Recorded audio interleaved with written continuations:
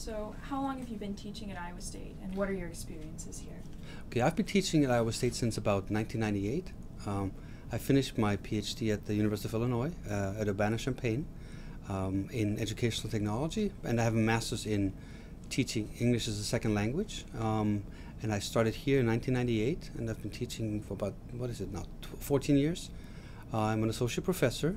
My name is Volker Hegelheimer, and I'm originally from Germany. And Okay, so what first got you interested in linguistics, and why do you feel linguistics is important? why do I feel linguistics is important? I think that's what we do. I mean, all of us, all we do is we speak, we use language, we use verbal and nonverbal languages, and that's what's interested me from the very beginning. There were a few things that I wanted to become as I was growing up, and one of them was always a teacher. I wanted always to be sort of a language teacher, deal with people from other cultures and other backgrounds. So I think that's sort of what got me interested in this. I ended up studying ESL. I was going to be a high school teacher of English back in Germany, but about 2 months into my first study abroad experience, I met my now wife, and had to find a way to stay put. So can you tell us a little bit more about your work experience at Iowa State? Yeah, sure.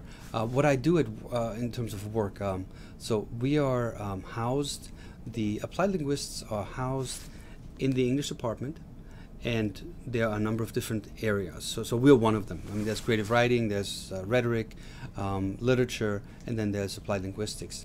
We have an MA program and a PhD program, and what I do here is I teach languages in my field of specialization, which is computer-assisted language learning. So I look at how we utilize computers and technology to help English language learners improve their language. So we look at things like, anything that really is in vogue. Things like podcasts I've worked on. We look at the use of automated writing evaluation tools. So it's called Criterion. It's developed by ETS, who also develops the TOEFL, but also the GRE. So what we look at is what kind of feedback do students get when they submit, for example, essays. So they get grammar feedback. How do they utilize that feedback in improving their writing, for example? Someone who's not familiar with linguistics or might be looking into it but not quite sure, can you tell us a little bit more about what actually linguistics, like some more things you can do with that?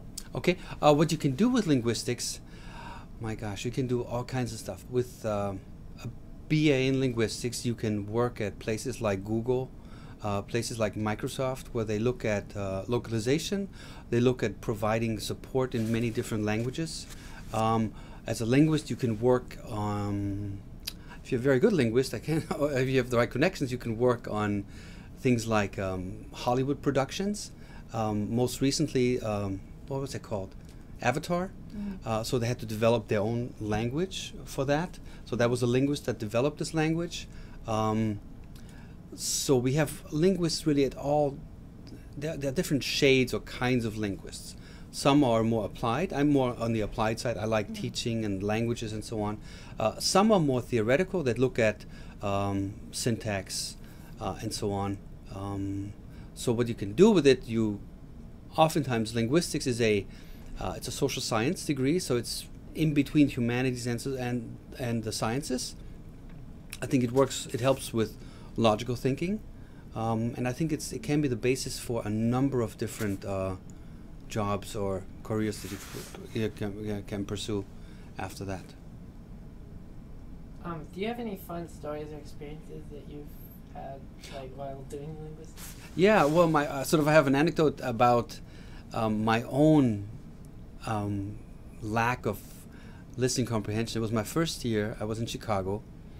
We went out for dinner, and a fancy restaurant, and the lady said, super salad. And I said, yes. So she asked me again, she said, super salad? I said, yes, I want a super salad. So that was sort of one funny experience in terms of not quite understanding the language and how this can lead to miscommunication.